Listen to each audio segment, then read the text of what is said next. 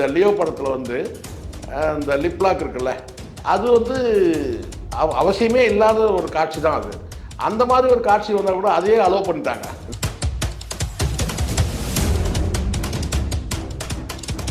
இப்போ எனக்கு சந்தேகம் வருது, நீதிமன்றத்தில் நம்ம சந்தேகப்படல, ஆனால் நீதிமன்றத்துக்கு ஏன் இந்த வழக்கை வந்து இவங்க நீதிமன்றத்துக்கு கொண்டு போனாங்க? இதை சென்சார் போர்ட்லேயே பேசியிருக்கலாம்.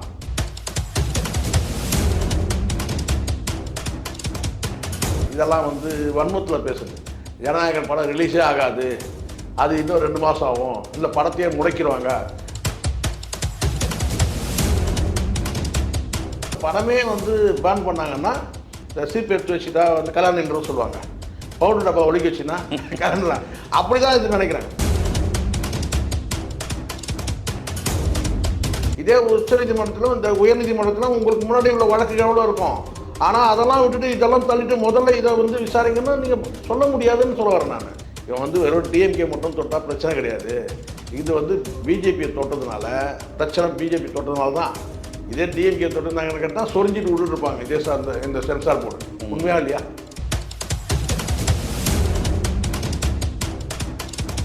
படத்தில் நிறைய காம்ப்ரமைஸ், உண்மையை காட்டுறதுக்கு தயங்கினாங்க, பயந்தாங்க. சுதா கொங்காரா படம் காலியாயிடுச்சு.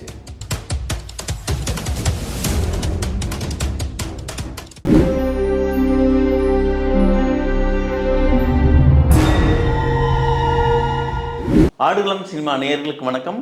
இன்றைய நேர்காணலில் நம்மோடு இணைந்திருக்கிறார் மூத்த ஊடகவியலர் திரு சேக்குவர் அவர்கள். சார் வணக்கம். சார் வணக்கம். இப்போ வருது அப்போ வருது இல்லை வந்துடும், எதை சொல்கிறதுன்னு தெரியும். ஜனநாயகன் படம் எப்போ தான் சார் வரும்? இல்லை, எனக்கு வந்து ஜட்ஜ்மெண்ட்டுன்னு ஒன்று இருக்குது சார். அந்த ஜட்ஜ்மெண்ட் எப்படி நடக்குதுன்றது விஷயம்.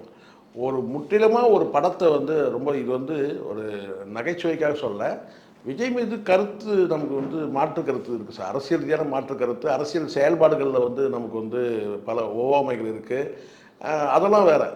ஆனால் ஒரு திரைப்படம் வந்து தயாரிக்கப்பட்டு அந்த திரைப்படத்தில் வந்து ஒரு அரசியல் ரீதியான கருத்துக்கள் வைக்கிறாரு. அந்த கருத்துக்கள் வந்து பார்த்தீங்கன்னா வந்து ஒருத்தர் யாரோ வந்து பர்சனலாக அட்டாக் பண்ணுற மாதிரி இருக்குது அப்படின்னு சொன்னால் கட்டிங் போடலாம். கட்டிங்னா என்ன, நான் சொல்கிறது கட்டிங்னா வேறு மாதிரி இல்லை, சிசர் போட்டு கட் பண்ணலாம். அல்லது அந்த காட்சி வந்து மாற்றி அமைக்கலாம். இப்போது பராசக்தியில் வரலையா, தீ பரவட்டன்றதுல என்ன, அதில் என்ன இருக்குது? தீ பரவட்டன்றது ஒரு வன்முறை வார்த்தை. ஏன் இதுக்கு முன்னாடி இந்த வார்த்தை வந்ததே இல்லையா? அதை நீதி பரவட்டம்னு சொல்லி மாற்றினாங்க இல்லையா? அந்த மாதிரி வந்து காட்சிகளில் மாற்றலாம். அல்லது வந்து அந்த காட்சிகள் வந்து முற்றிலுமாக அகற்றப்பட்டு வந்து இல்லை பீப் போடலாம், இந்த வசனங்களுக்கு வந்து பீப் போடலாம். இப்படி கடந்த காலத்தில் அந்த அளவுக்குலாம் எனக்கு தெரிஞ்ச வரைக்கும் விஜய் வந்து ஒரு ஆபாசத்தை வந்து அருவருப்பான ஆபாசமான வந்து காட்சிகள் வைக்க மாட்டார் அப்படின்ற நம்பிக்கை எல்லாருக்கும் இருக்குது. ஏன்னா ஒரு லிமிட்டுக்கு மேலே அதெல்லாம் ஆரம்ப காலத்தில் அதெல்லாம் நடந்தது இல்லைன்னு நான் சொல்ல, மாமியார் சோப்பு பட்ட கதைலாம் இல்லைன்னு நம்ம மறுக்க முடியாது. ஆனால் சமீபத்தில் உள்ள படங்களில் வந்து பார்த்திங்கன்னா அவ்வளோ ஆபாசமான காட்சிகள் கிடையாது. அந்த லிப்லாக்ன்ற ஒரு காட்சி வந்தது இல்லை, அதனால தான் அந்த குடும்பமே பிரிஞ்சதுக்கு காரணம் சொல்லுவாங்க. அந்த லிப்லாக்னால இந்த லியோ படத்தில் வந்து இந்த லிப்லாக் இருக்குல்ல, அது வந்து அவசியமே இல்லாத ஒரு காட்சி தான் அது. அந்த மாதிரி ஒரு காட்சி வந்தால் கூட அதையே அலோவ் பண்ணிட்டாங்க. லிப்லாக் த்ரீஷா கொடுத்த லிப்லாக் காட்சியே வந்து அலோவ் பண்ணியாச்சு. அது ஆபாசம் கிடையாது, அதில் மோசமான ஒரு வசனம் வரும், கெட்ட வார்த்தை வசனம் வரும், அதையே அலோவ் பண்ணிட்டாங்க இல்லையா? அந்த லியோ படத்தில் 2 காட்சி, ஒன்று கெட்ட வார்த்தை, அருவருப்பான கெட்ட வார்த்தை, அதுவும் குறிப்பு தாய்மையை குறித்து அசிங்கமாக பேசக்கூடிய வார்த்தை விஜயே பேசியிருப்பார். லிப்லாக்ன்ற காட்சி வந்து பார்த்தீங்கன்னா வந்து உதற வாயம் வச்சு கொடுக்குற அந்த அதே அலோவ் பண்ணி ஆபாசம் அருவருப்புனா இதுதான் சரி. இதை தாண்டி வந்து இந்த படத்தில் வந்து ஒரு அரசியல் கட்சி தலைவராக மாறின பிறகு முழுமையாக ஒரு அரசியல் சொல்லக்கூடிய படம், அரசியல் கருத்துக்களை வந்து அவருடைய கட்சி நிலைப்பாட்டை இதெல்லாம் சொல்லக்கூடிய படத்தில் அருவருப்பான காட்சி, ஆபாசமான காட்சி வரதுக்கான வாய்ப்பு இல்லை. ஆனால் அதே சமயத்தில் இந்த படத்தில் வந்து இந்த காட்சியை கொண்டு வந்தால் அது தேவையில்லாமல் மத உணர்வை தோன்ற மாதிரி இருக்குது, இல்லை மத வெறுப்பை உமிழ்கிற மாதிரி இருக்குது, இல்லை வந்து கேட்டால் யாரையும் ஒரு குறிப்பிட்ட ஒரு நபரை வந்து தாக்குற மாதிரி இருக்குது அப்படின்னு சொன்னால் அதை வந்து மாற்றி அமைக்க போகிறாங்க, இல்லை கட் பண்ண போகிறாங்க. இல்லை, இந்த தாண்டி வேறு என்ன சார் இருக்க போகுது? குற்றப்பத்திரிகைன்னு ஒரு படம், ஆர்கே செல்வமணி தான் இயக்குனர். அந்த டைமில் ராஜீவ்காந்தியோட மரணத்தை அடிப்படையாக வச்சு குற்றப்பத்திரிகைன்ற படம் எடுத்தாங்க. ஏகப்பட்ட காட்சிகள் வந்து அந்த படத்தை வெளியிட்டால் மிகப்பெரிய அமைதி கிடக்கூடிய சூழல் இருக்குது. அந்த அளவுக்கு வந்து அந்த படத்தில் இருக்க காட்சிகள் வசனங்கள் எல்லாம் இருக்குது. அப்புறம் நிறைய கத்திரி போட்டாங்க, எல்லாம் கத்திரிலாம் போட்டு அதுக்கப்புறம் ரீமேக் பண்ணி அதை பண்ணி இதை பண்ணி வசனங்களில் ஏதோ கட் பண்ணி வேறு வந்து எல்லாம் பண்ணி படத்தில் கிட்டத்தட்ட 10 வருஷம் ஆயிடுச்சு அந்த படம் வருது. படம் ஓடல. அந்த அந்த சுச்சுவேஷனில் இருந்ததுன்னா அந்த படம் ஓடிடும். இப்போ எனக்கு சந்தேகம் வருது, நீதிமன்றத்தை நம்ம சந்தேகப்படல, ஆனால் நீதிமன்றத்துக்கு ஏன் இந்த வழக்கை வந்து இவங்க நீதிமன்றத்துக்கு கொண்டு போனாங்க? இதை சென்சார் போர்ட்லேயே பேசியிருக்கலாம். சென்சார் போர்டில் வந்து அவங்க என்ன அதிகபட்சம் என்ன, இந்த படத்தையே நாங்கள் பேன் பண்ணுறோம் சொல்ல போகிறதில்ல, இந்த காட்சியெல்லாம் கட் பண்ணுங்க, இந்த காட்சியெல்லாம் மாற்றி அமைங்க அப்படின்னு தான் சொல்ல போகிறாங்க. இதை சென்சார் போர்ட்லேயே முடிச்சிருக்கலாம். என்ன நோக்கத்துக்காக இவங்க சென்சார் போர்டை சேலஞ்ச் பண்ணின்னு இவங்க வந்து கோர்ட்டுக்கு போனாங்க? கோர்ட்டில் எப்படி வந்து ஒரு ஜட்ஜ்மெண்ட் வந்து பார்ஷியலாக அதை கேட்பாங்க எப்படின்னா, ஒரு தரப்பை கேட்காமையே, சென்சார் போர்டு தரப்பை கேட்காமையே வந்து ஒரு ஜட்ஜ்மெண்ட் கொடுத்தாங்க. அந்த ஜட்ஜ்மெண்ட்டுக்கு வந்து இவங்க வந்து அப்பீல் போகிறாங்க. இது வந்து கேட்டால் ஒரு பக்கம் நீதிமன்ற நடவடிக்கைன்னு ஒரு பக்கம் இருக்குது, இன்னொரு பக்கம் வந்து கேட்டால் இந்த படத்தை வந்து என்னதான் நோக்கம், ப்ரொடக்ஷன் தரப்பில் என்ன நோக்கம்? ஒருபோதும் ப்ரொடக்ஷன் தரப்பில் வந்து இதை வெளியிடக்கூடாதுன்னு நினைக்க போகிறது, எப்படி படம் வெளியாகணும் தான் நினைப்பாங்க ப்ரொடக்ஷன் தரப்பில். நான் சொல்கிறது விஜய் தரப்பில், ப்ரொடக்ஷன் தரப்பில் வச்சுப்போம், விஜய் கூட அதில் பார்ட்னராக கூட இருக்கட்டும், ஆனால் படத்தை வந்து வெளியிடுறதுல தான் அவங்க நோக்கம் இருக்கும். அப்போது இது வந்து ஒரு குறிப்பிட்ட கால அவகாசத்துக்குள்ளே அந்த முனைப்பு காட்டுறதுலாம் உண்மை. பொங்கல் ரிலீஸுக்கு கொண்டு வந்தோன்னா பொங்கல் எப்படியாவது வந்து அதுதான் சுப்ரீம் கோர்ட் வரைக்கும் போனது கூட, அவசரமாக சுப்ரீம் கோர்ட்டில் போயிட்டு வந்து இங்கே பெண்டிங்கில் கேஸ் இருக்கும்போது சுப்ரீம் கோர்ட்டுக்கு போனது கூட கேட்டால் பொங்கல். இப்போ பொங்கல்லாம் முடிஞ்சிச்சு, பொங்கல் ரிலீஸ் இல்லைன்னு ஆயிடுச்சு. இப்போ 20 மேலே இப்போ ரெண்டு தரப்பு விசாரணை வந்து கேட்டு இப்போ கோர்ட்டை வந்து பார்த்தீங்கன்னா நாங்கள் இன்றைக்கே கூட எங்களுக்கு தீர்ப்பு சொல்ல முடியும், ஆனால் இவங்க ஆர்கியூமெண்ட் பண்ணது வந்து டிலேன்ற மாதிரி அந்த கருத்து அப்படி தான் நம்ம எடுத்துக்கிட்டு.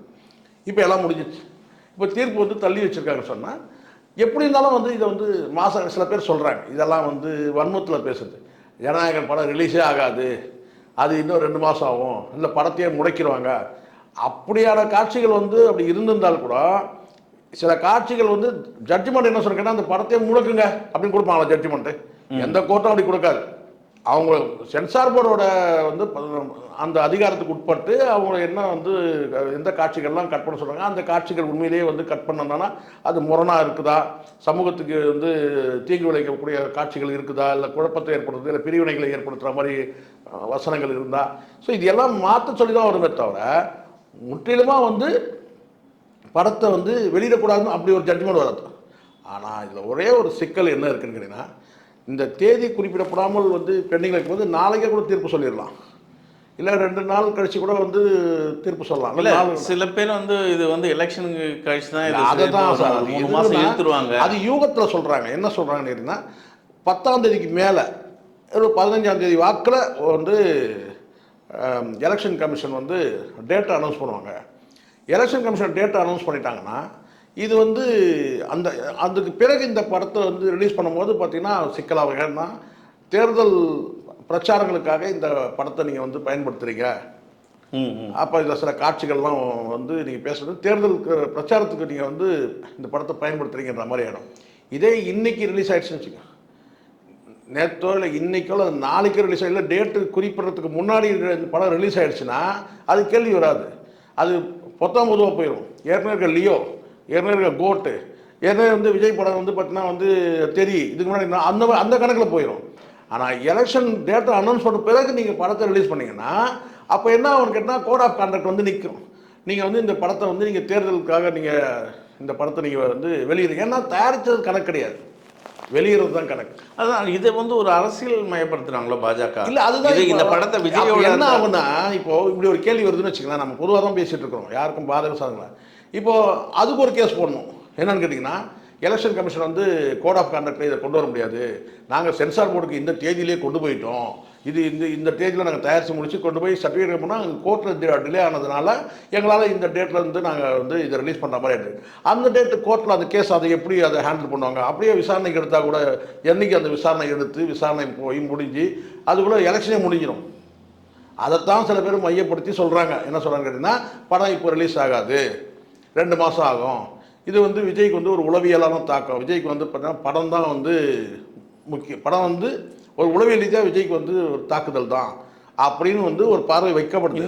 இன்னொரு விஜய் தரப்பில் சொல்கிற விஷயம் வந்து ஜனநாயகன் இந்த படம் எடுத்த அந்த காஸ்ட் வந்து வட்டி கட்டிட்டு இருக்காரு விஜய், கிட்டத்தட்ட அதெல்லாம் மாதம் 65,000 வட்டி கட்டி. நீங்கள் அதை வேற ஒன்று, ஆனால் வட்டி கொடுக்குறவன் தான் இருக்கிறாங்க கூட எல்லாமே, நீங்கள் வேற ஒன்று, அதெல்லாம் சும்மா விடுவானுங்க, எல்லாம் வட்டி கொடுக்குறவன் தான் இருக்கிறான் கூட இருக்கிறான். ஆதரவு வச்சுன்னா இவங்கெல்லாம் யார் கிறிஸ்டியானு இவங்க அப்படின்னு வந்து என்ன சார் இது 500 கோடி கூட இல்லையா அவனுங்கிட்ட, அவங்களாம் எவ்வளோ பெரிய ஃபைனான்சர்லாம் பின்னாடி இருக்கிறானுங்க, அவங்களாம் தூசு மாதிரி அது. அதான் இந்த படத்துக்கு கர்நாடகாவை சேர்ந்த ஒரு பினாமி தான் இங்கே ஒரு பினாமியாக இருக்காரு. அவன் பினாமி கூட இருக்கட்டும் சார், கேவிஎன் வந்து பினாமியாக இருக்கட்டும், விஜயோட பினாமியாக கூட இருக்கட்டும்.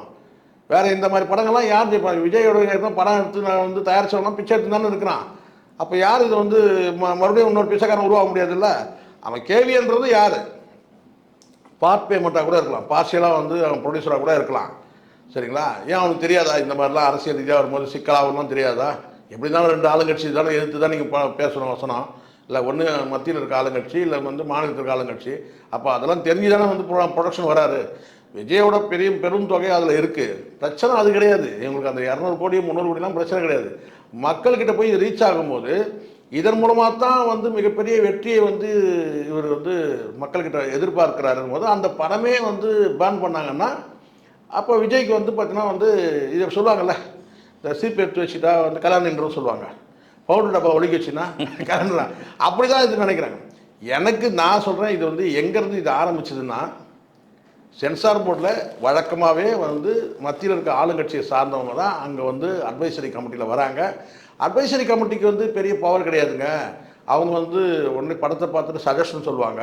ஆனால் போர்டு தான் டிசைட் பண்ணணுங்க. அப்போ தேவையில்லை. போர்டு டிசைட் பண்ணும்போது பார்த்தா போர்டில் இருக்கிற ஆஃபீஸர்களை பார்த்துக்கலாமே படத்தை. எதுக்கு அட்வைசரி கமிட்டி? அட்வைசரி கமிட்டிக்கெலாம் ஒரு 1500 ரூபா ஏதோ கொடுக்குறாங்க ஒரு படத்துக்கு. சரிங்களா? 1000 ரூபா 2000 ரூபா கொடுக்குறாங்க. அதை வாங்கிட்டு அந்த போண்டா வந்து சமோசா இதை சாப்பிட்டுட்டு தான் இவனுக்கு வந்து அந்த படத்தை பார்த்துட்டு இல்லை படத்தை பார்க்குற அளவுக்கு என்ன நாலேஜ் இருக்குது? அந்த கேள்விலாம் யார் கேட்பாங்க? படத்தை வந்து அட்வைசரி கமிட்டி. அப்போ அதனால தான் சொல்கிறாங்க, அது ஒன்லி அட்வைசரி கமிட்டி தான், நாங்கள் தான் டெசிஷன் எடுக்கிறோம் அப்படின்னு சொல்லிட்டு. பார்வை நான் தான் சொல்லிக்கிறேன், படிச்சுட்டு கூட வந்துருக்கோம் சார், சினிமா துறை சம்மந்தம் படித்து தான் வந்து போர்டில் இருக்க வந்திருப்பாங்க ஆஃபீஸர்ஸ் லெவலில். அட்வைசரி கமிட்டியில் இருக்கவங்களாம் யார்? எல்லாம் கட்சிக்காரங்க. பிஜேபி சார்ந்தம், காங்கிரஸ் வரும்போது காங்கிரஸ் சார்ந்தம், பிஜேபி வரும்போது பிஜேபி சார்ந்தம் தான் இருக்கலாம், இல்லைன்னு சொல்ல முடியாது. ஸோ அதனால் ஆனால் அந்த அட்வைசரி கமிட்டி தான் வந்து இங்கே ரிப்போர்ட் கொடுக்குது. அதுக்கப்புறம் தான் அந்த ரிவ்யூ கமிட்டிக்கு அனுப்புறது. இந்த பிரச்சனைகள்லாம் இருக்குது. இது வந்து என் பார்வையில் நான் சொல்கிறேன், இதை வந்து படக்குழு நினச்சிருந்தா அந்த சென்சார் போர்டில் இருக்கிற மெம்பருமே வந்து மனசு வச்சுருந்தாங்கன்னா அது அங்கேயே முடிஞ்சிருக்கும். இது கோர்ட்டுக்கே போயிருக்காது. ஆனால் கோர்ட்டுக்கு போனது யார்? விஜய் தரப்பு தான், அதாவது படக்குழு தரப்பு தான் கோர்ட்டுக்கு போயிருக்கிறாங்க. ஆரம்பம் கோர்ட்டுக்கு போனதுன்னா அப்போ அந்த கோர்ட்டில் வந்து அடுத்த கட்டமாக இப்போ வந்து இவங்க அப்பீலுக்கு போகிறாங்க. அதை தாண்டி இவங்க வந்து கேட்டால் அப்பீல் கேஸ் பெண்டிங்கில் இருக்கும்போது இவங்க நேராக வந்து சுப்ரீம் கோர்ட் போகிறாங்க. இப்படி நீதிமன்றத்துக்கு போயிடப்படுது. இதில் நீதிமன்றம் ப்ளே பண்ணதும் சொல்ல முடியாது. ஆனால் நீதிமன்றத்தில் வந்து பார்த்தீங்கன்னா முதல்ல இது மிகப்பெரிய ஒரு ஜீவாதார கேஸ், இது எங்கள் வந்து வாழ்வாதார கேஸு அப்படிலாம் நீங்கள் எடுத்து பண்ணுங்கலாம் சொல்ல முடியாது. நீதிமன்றத்தில் 5 கோடி வழக்கு பெண்டிங்கில் இருக்குது. அதெல்லாம் முடிச்சுட்டு உங்கள் கேஸை விசாரிக்கணும்னு சொன்னால் என்ன பண்ணுவீங்க? நீங்கள் சொல்கிறேன், சராசரியாக இந்தியா முழுதும் 5 கோடி பல கோடி முடங்கி இருக்குல்ல சார். பல கோடி முடங்கிட்டேன் என்னன்னு சார், 5 கோடி வழக்கு சாதாரண மக்களுடைய வழக்கு இருக்குது. இதே உச்ச நீதிமன்றத்திலும் இந்த உயர்நீதிமன்றத்திலும் உங்களுக்கு முன்னாடி உள்ள வழக்கு எவ்வளோ இருக்கும். ஆனால் அதெல்லாம் விட்டுட்டு இதெல்லாம் தள்ளிட்டு முதல்ல இதை வந்து விசாரிங்கன்னா நீங்கள் சொல்ல முடியாதுன்னு சொல்ல வரேன் நான். உங்களுக்கு முன்னாடி இத்தனை வழக்கு இருக்குது, இப்போ நீதிமன்றம் வந்து தேதி குறிப்பிடாமல் தள்ளி வச்சிருக்குதுன்னு சொல்கிறாங்க. அதை நம்ம உள்நோக்கமாக பார்க்க முடியாது. கோர்ட்டோட நடைமுறை என்னன்னு தெரியும். அந்த பர்டிகுலர் பெஞ்ச் அந்த நீதிமன்றத்துக்குள்ள வந்து வழக்குகள் எவ்வளோ நிலுவையில் இருக்குது, அன்னைக்கு தினத்துக்கு எத்தனை பேர் வந்து இப்போ சில நேரங்களில் ஜட்ஜ்மெண்ட் கொடுத்துறாங்க சார். ஜட்ஜ்மெண்ட் காப்பி வரதுக்கு லேட் ஆகுது. காரணம் கேட்டால் அங்கே மனுஷங்க தானே வேலை செய்கிறாங்க. ஒரு நாளைக்கு எத்தனை ஜட்ஜ்மெண்ட் டைப் பண்ண முடியும் இல்லையா? ஸோ அதனால் இதெல்லாம் கோர்ட்டு நடைமுறைன்னு ஒன்று இருக்குது. இல்லை நான் பெரிய கல்ட்டு, நான் பெரிய நடிகன், பெரிய சூப்பர் ஸ்டாரு, எனக்கு முதல்ல நீங்கள் வந்து ஜட்ஜ்மெண்ட் வந்து கொடுங்கலாம் சொல்ல முடியாது. சார் இருக்கிற ப்ராக்டிக்கலாக பேசுகிறோம் சார். சாதாரண மனிதர்களுக்கு என்னவோ நீதிமன்றமோ அதுதான் விஜய்க்கு தான் 2 கொம்பா முளைச்சிருக்கு சார். இதில் இன்னொரு விஷயம், இப்போ நீதிமன்றத்துக்கு இந்த வழக்கு வந்திருக்கு, நீதிமன்றமும் தள்ளி வச்சுருக்காங்க.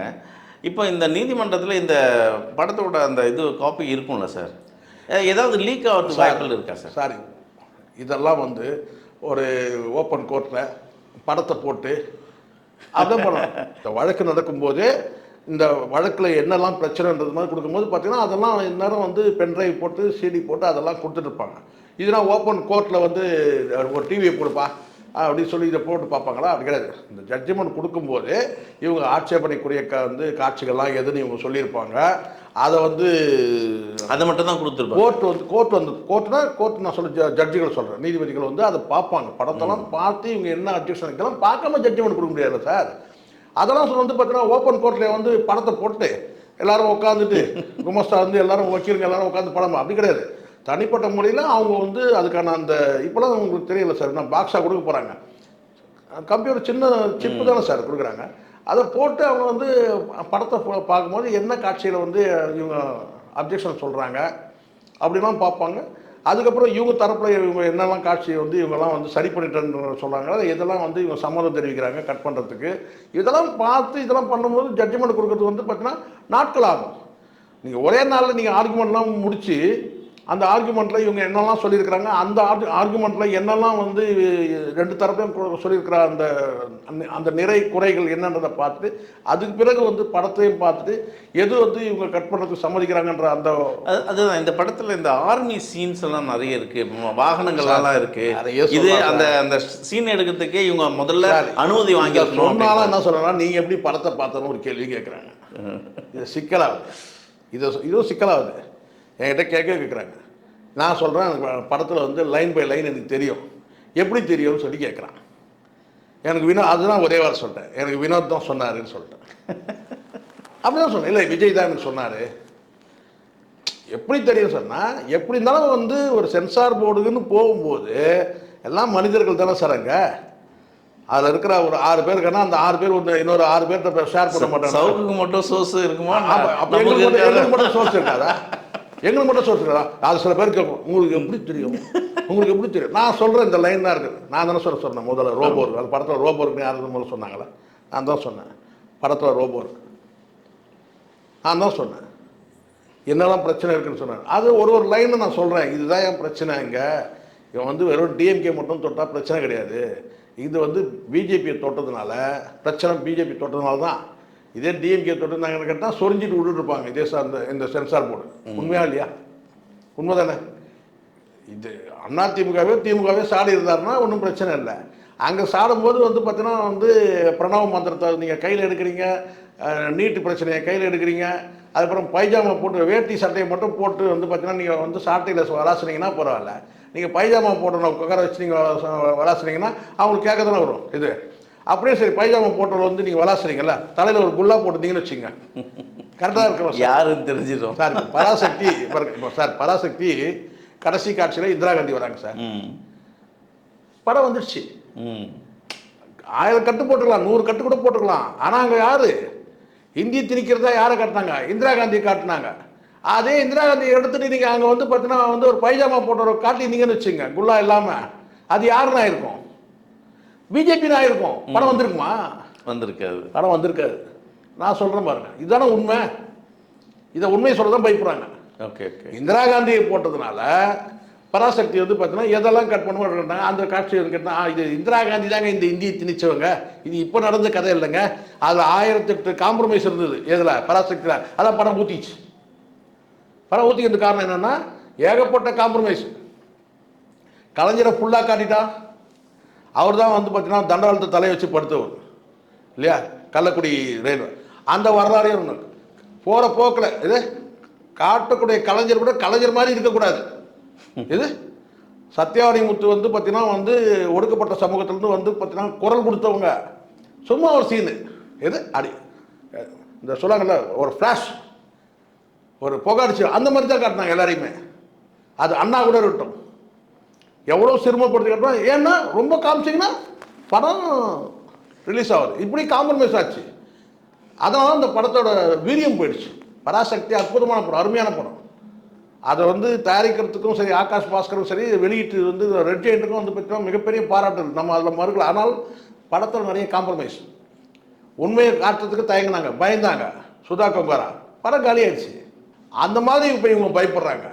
நீங்கள் எல்லாத்தையும் கட் பண்ணீங்கன்னு வச்சுங்க, இது இதை கட் பண்ணு, அதை கட் பண்ணு, இதை வசனத்தை மாற்று, அதை மாற்று, இதை மாற்றுனா படம் காலியாயிடுமே, கதையே மாறிடுமே அப்படின்றது இவங்க பயப்படுறாங்க. ஒரு சில நாட்களுக்கு முன்னாடி, அதை பொங்கலுக்கு முன்னாடியே விஜய் ஃபேன்ஸ் இவங்கெல்லாம் பொங்கி இருந்தாங்க, பல தும்சம் பண்ணாங்க பராசக்தி படம் தேட்டர் ஓடுறதெல்லாம்.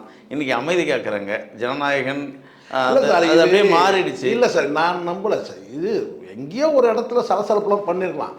விஜய் ரசிகர்கள்லாம் சேர்ந்து பராசக்தியை ஓட விடாம பண்ணாங்கன்னு இல்ல சொல்றேன். இன்னைக்கு அமைதியாயிட்டாங்க. அதிகமானது. ஜனநாயகன் வரல, இன்னைக்கு அமைதியாயிட்டாங்க. ஆமா. எதுவும் குரல் வரல. அமைதியானது கிடையாது சார். இப்போ சார் இங்க நல்லா புரிஞ்சுங்க, நீ மீண்டும் கூட சொல்றேன், அமைதியாக தான் இருக்கணும், வேற வழி கிடையாது.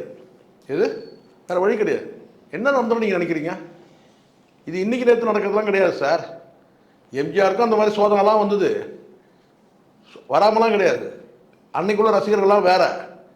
இப்போ நான் சொல்கிறேன் பாருங்க. இப்போ நீங்கள் பார்த்தீங்கன்னா, இது அரசியல் ரீதியாக பார்த்தீங்கன்னா, அந்த இப்போ இருக்கிற வளர்ந்த இருக்கிற இந்த தற்குறிகள் கூட இருக்கட்டும், நீங்கள் உண்மை தற்குறிங்க தான். ஆனால் அந்த தற்குறிகளுக்கு கொஞ்சம் மூளை இருக்குல்ல, யோசிச்சு பாருங்கள்ல. ஏன்னா இது சென்சார் போர்டு, இந்த லயலா மணி, இந்த தலைமை கழகத்தில் பேசுகிறாங்க, இந்த தருதலைகள் ப்ளஸ் தற்குறிகள் ரெண்டும் சேர்ந்து அவனுக்கு வேணால் சொல்லலாம். என்னென்னு கேட்டிங்கன்னா, சென்சார் போர்டு வந்து சென்ட்ரல் கவர்மெண்ட்டில் இல்லை, ஸ்டேட் கவர்மெண்ட் தான், திமுக அரசுக்கிட்ட தான் இருக்குன்னு கூட சொல்லுவானுங்க. ஆனால் தொண்டர்கள்லாம் தெரியும். ஏன்னா இவனுங்க அரசியலுக்காக பேசுகிறவனுங்க, அரசியலுக்காக முழுக்க யார் தடுக்குது தெரியுங்க. அதுதான் சொல்கிறேன்ல, இவனுக்கு அவ்வளோதான், இவனுக்கு சரக்கு அவ்வளோதான். ஆனால் உண்மையான தொண்டர்களுக்கு தெரியும் சென்சார் போர்டு யார்கிட்ட இருக்குது. சென்சார் போர்டு வந்து முழுக்க இது வந்து பிஜேபி கவர்மெண்ட் தான் இதை பண்ணுது அப்படின்னா அவனுக்கு தெரியும். அதனால் இது எப்படி பார்த்தாலும் ஒரு விஷயம் நல்லா கிளியராக சார், எந்த வகையிலையும் டிஎம்கேவுக்கு பிரச்சனையே கிடையாது.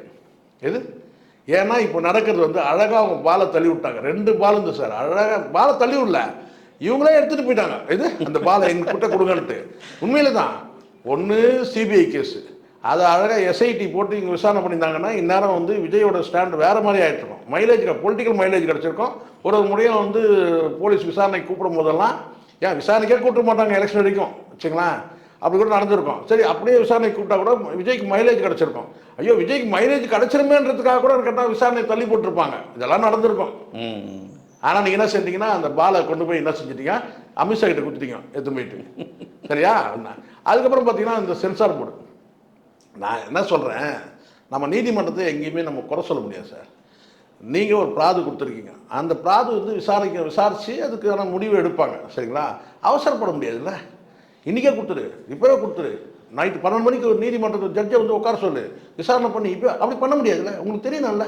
இதை கோர்ட்டுக்கு கொண்டு போனால் சார், நம்ம இந்தியாவில் ஒரு விஷயம், அது வந்து சிவில் மேட்டர் விட்டுருங்க, கொலை கேஸே வந்து 10 வருஷம் ஆகுது இப்போல்லாம்.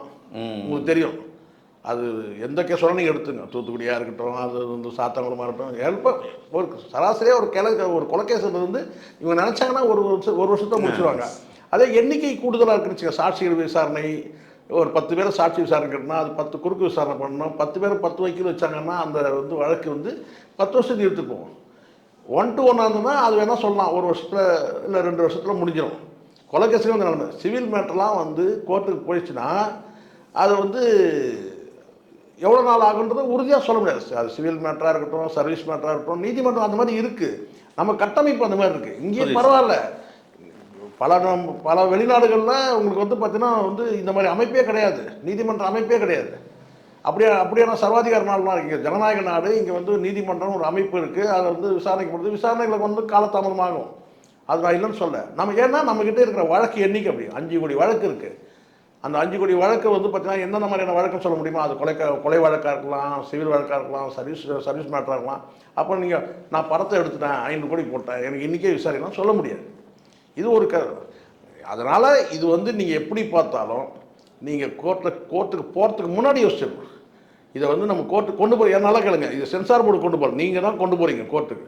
இதே சென்சார் போர்டில் நீங்கள் உட்காந்து அமைக்கபலாக பேசி எந்த கதையெல்லாம் பார்த்து மாற்று. இவங்களுக்கு என்னென்னு கேட்டிங்கன்னா, நீதிமன்றத்துக்கு போனால் நமக்கு ஃபேவராக நடந்துடும் அப்படின்னா, நீதிமன்றத்தை நாட்டாமல் சும்மா மாதிரி சார் நீதிமன்றத்தை போயிட்டு, சார் இந்த படத்தில் இந்த வசனம் வருது, ஆனால் அதே வசனம் இன்னொரு படத்தில் வருது, ஆனால் அங்கே வந்து பார்த்தீங்கன்னா வந்து இதை வந்து அலோவ் பண்ணுறாங்க அப்படின்னு சொன்னால் வந்து பார்த்தீங்கன்னா வந்து நம்ம சொல்ல முடியாதுல்ல. அந்த படத்துக்கு நீங்கள் பாருங்கள் சார், அந்த படத்துக்கு அலோவ் பண்ணியிருக்காங்க, இந்த படத்துக்கு அலோவ் பண்ண மாட்டாங்க சொல்ல முடியாது. ஒரு வசனம், அந்த வசனம் வந்து அந்த படத்தில் என்ன சுச்சுவேஷனில் வந்தது, இந்த படத்தில் இருக்குன்னா, இப்போ நான் கேட்குறேன், லியோ படத்தில் ஒரு வசனம் வருது, அந்த வசனம் இல்லாமையே வந்து அந்த கதையை எடுத்துருக்க முடியும். அது லிப்லாக் கொடுக்கணுன்றதுக்காக வந்து விஜய் அந்த வசனத்தை பேசுகிற மாதிரி ஆயிடுச்சு. சரி, அப்படியாவது அந்த வசனத்தை எதனா உயிரோட்டம் இருக்கான்னு பார்த்தீங்கன்னா அவரே தன்னைத்தானே சொல்லிக்கிற மாதிரி இருக்குது.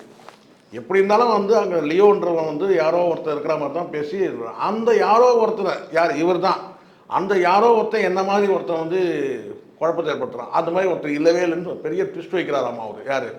லோகேஷ் கனகராஜ் பெரிய ட்விஸ்ட் வைக்கிறாராமா. 2 பேருமே ஒரு ஆள் தானா. ஆனால் அது 2 இவரே சொல்கிறாராம். என்னன்னு கேட்டிங்கன்னா வந்து அவன் யாரும் தெரியல, என்ன மாதிரியே ஒருத்தர் வந்து இப்படி பண்ணுறான் அப்படின்னு சொல்லிட்டு அவனும் யார் இவரே தன்னைத்தானே வந்து திட்டிக்கிற மாதிரி, கெட்ட வார்த்தை திட்டுற மாதிரி ஒரு காட்சி இருக்குது. ஸோ இந்த மாதிரி வந்து அது அப்போ அந்த இடத்துல அதை அலோவ் பண்ண வேண்டிய அவசியமே கிடையாது. சில படங்களில் அருவருப்பான வசனங்கள், ஆபாச வசனங்கள் இதே சென்சார் போர்டில் அனுமதிக்கப்பட்டிருக்கு. இப்போ ஜனநாயகம் ஏன் அனுமதிச்சிங்கன்னு நம்ம கேட்க முடியாது. இப்போ இதில் சொல்கிறாங்க, நாங்கள் சொல்கிறோம் இதை வந்து கேட்டாங்க. இப்போ இருக்கிற இந்த அட்வைசரி கமிட்டி, இப்போ இருக்கிற போர்டு வந்து அலோவ் பண்ணலங்க. இதுதான் பார்ஷியாலிட்டின்றது நடந்திருக்கு. எவ்வளோ மோசமான வன்முறை காட்சிகள்லாம் இதே வந்து சென்சார் போர்டில் வந்து படம் வந்திருக்கா இல்லையா நம்மளே யோசிப்போம், இந்த படத்தெல்லாம் எப்படிங்க விட்டாங்கன்னு சொல்லிட்டு. அதனால் எனக்கு தெரிஞ்சுக்கிட்டிங்கன்னா வந்து படத்தை வந்து வெளியே விட்டுருவாங்க சார், படம் நிற்காது எனக்கு தெரியும். ஆனால் என்னென்னா இப்போ நீதிமன்றம் சாரி கட் பண்ணுங்க, அது என்னென்னா எலெக்ஷன் கமிஷனோட கோட் ஆஃப் கான்டக்ட்னு வரும்போது அதுதான் விஜய்க்கு இப்போ சிக்கலாக இருக்கும். புரியுது. அப்போ நீதிமன்றத்துக்கிட்ட போய் நீங்கள் வந்து சார் எலெக்ஷன் வந்து டேட் அனௌன்ஸ் பண்ணுறதுக்கு முன்னாடி நீங்கள் ஜட்ஜ்மெண்ட் கொடுங்க சார் சொல்ல முடியாது. அதுக்கு இதுக்கு என்னங்க சம்பந்தம்? கெட்ட சூழலில் தான் இருக்கும். அது சொல்ல முடியாதுல்ல. இப்போ நீங்கள் படம் இல்லைனா எங்களால் வந்து ரிலீஸ் பண்ண முடியாது, எலெக்ஷனுக்கு வந்து கோட் ஆஃப் கான்டக்ட் வருது, அதனால் இது முன்னாடி எங்களுக்கு ஜட்ஜ்மெண்ட் கொடுத்துருங்க அப்படின்னு சொல்ல முடியாது. அதனால தான் அனுபவசாலிகள் வேணும். அங்கே விஜய் சுற்றி இருக்கிறவங்க எல்லாமே தற்கொலைங்க, எல்லாமே சுத்தரியாக இருக்கிறாங்க, எல்லாமே நொய்யரிசியாக இருக்கிறாங்க, எல்லாமே காகிதம் பொறிக்கையாக இருக்கிறாங்க. ஓப்பனாக சொல்கிறேன். அதில் எவனுக்குமே வந்து அறிவோடு செயல்படுற ஒரே ஒரு ஆள் மாட்டின அவசரப்படுறான், அவனும் பிச்சுன்னு ஓடிடுவான்னு நினைக்கிறேன். யார்? ஜான் ஆரோக்கியன். அவன் ஒருத்தன் தான் அவங்க கொஞ்சம் அறிவுள்ளவன். வீதி இவங்க எல்லாம் முட்டாள் பசங்க கூட வச்சுக்கிட்டு அப்படியே இவர் வந்தாருன்னா புரட்டிடுவார், அவர் வந்தால் புரட்டிடுவாருன்னாங்க. செங்கோட்டையன் வந்தால் அப்படியே மலத்திடுவார், அப்படியே எப்படி அப்படியே புரட்டிடுவாருன்னாங்க. ஒன்றுமே கிடையாது. அவன் எம்எல்ஏ ஆகணுன்றதுக்காக வந்து ஒட்டிகிட்டு இருக்கிறாங்க. உண்மை அதுதான். ஏன்னா நம்ம ஏரியாவில் நமக்கு கொஞ்சம் செல்வாக்கு இருக்குது. இந்த விஜயோட அந்த 2K கிட்ஸ்லாம் ஓட்டு போட்டாங்கன்னா நம்ம எம்எல்ஏ ஆகிடலாம். ஒரு எம்எல்ஏக்காக ஒட்டின மாதிரி இருக்கிறாங்க. அவ்வளோதான். தவிர ஒரு இந்த கட்சிக்காக எந்த பிரயோஜனம் இருக்கிற மாதிரி தெரியல. பெரிய தீவிரமான ஆலோசனை கூட்டம்னு போடுறானுங்க. அங்கே இருக்கிறதே வந்து பார்த்தீங்கன்னா வந்து விஜய் தான் சுப்ரீம் பவர். ஆனால் மற்றவங்களாம் பேசி என்ன ஆக போகுது அதை வர பெருசாக சீன் போடுறாங்க. என்ன கேட்டால் தீவிரமான ஆலோசனை பண்ணிட்டு இருந்தாங்க. எவ்வளோ நாளைக்கு இந்த ஊடகத்தை வச்சு ஓட்டுவானுங்க ஒன்று. படம் வந்து நான் சொல்கிறேன் பாருங்க சார், படம் வந்து சிக்கல் இருக்குது. படம் வந்து ஒரு வேளை வராமையே போனாலும் என்ன நடக்கும்னு சொல்லி கேட்குறாங்கல்ல, ஒரே சொல்கிறேன். படம் வந்து ஒரு வேளை வராமல் மன்றத்தாலேயோ இல்லை வந்து கேட்டால் வந்து தீர்ப்பு வழங்கப்பட படம் வந்து வரல, இதே எலெக்ஷன் கோட் ஆஃப் கான்டக்டே வந்து அந்த படத்துக்கு வந்து ஒரு தடை கொடுக்குதுன்னு வச்சுங்களேன், பார்வை எல்லாம் வந்து பிஜேபி சைடு போயிடும். இது கன்ஃபார்ம். தொண்டர்கள் வந்து பார்த்திங்கன்னா வந்து பிஜேபிக்கு எதிராக வந்து விஜயோட தொண்டர்கள், தாவேகா தொண்டர்கள், விஜயோட ரசிகர்கள் இருக்கிறாங்கல்ல, அவங்க எல்லாருமே இப்போ வந்து நம்ப ஆரம்பிச்சிட்டாங்க. இது வந்து பிஜேபி கவர்மெண்ட்டு தான் வந்து இந்த படத்தை வராமல் தடுக்குதுங்க. அப்போ இது ஒரு வகையான விஜய்க்கு வந்து ஒரு அனுதாபத்தை திரட்டக்கூடிய சூழல் இருக்குது. விஜய் மீதான ஒரு அனுதாபம். ஓகே. படத்தை கூட பேன் பண்ணிட்டாங்க. யார் பேன் பண்ணிட்டாங்க? லயனமணி சொல்லுவான், மு.க. ஸ்டாலின் தான் பண்ணார். ஆனால் கீழே அடிமட்ட தொண்டர் சொல்கிறான், அறிவுள்ளவன் தொண்டர் சொல்கிறான், அந்த தற்கொலை கும்பலே அறிவுள்ளவன் தொண்டர் சொல்கிறான், இல்லை இல்லை இது பிஜேபி தான் பண்ணுதுன்றான். அப்போது லயனமணி சொல்கிறது பெருசு கிடையாது. அதில் இருக்கிற இன்னும் சில தருதலைங்க அவனுக்கு தற்கொலைங்க அவனுக்கு சொல்கிறது கிடையாது. தொண்டர்கள் நம்புகிறாங்க இது பிஜேபி தான் பண்ணுதுன்னு சொல்லிட்டு. இன்னும் நம்ம கீழ்மட்டத்தில் இருக்கிறத நம்ம சொல்கிறோம். இது வந்து என்ன சென்சார் போர்டு யார்கிட்ட இருக்குது? நீங்கள் மாரிதாஸ் வச்சு உருட்டலாம் வேணா என்னென்னு. அதனால் வந்து வேணா ஒரு மன திருப்திக்கு வேணால் பிஜேபியில் இருக்கிறவங்க வந்து மாரிதாஸ் மாதிரி ஆட்களை வச்சு உருட்டலாம்.